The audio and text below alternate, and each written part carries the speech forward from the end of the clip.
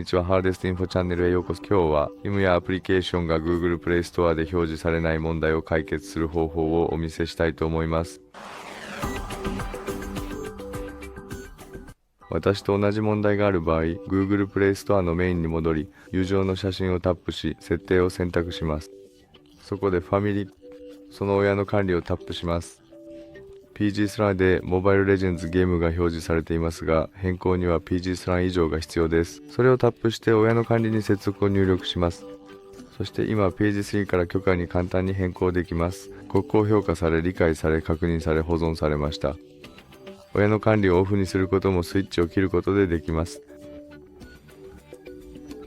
以上です。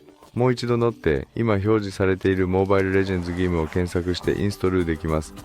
ご覧いただきありがとうございます。さようなら。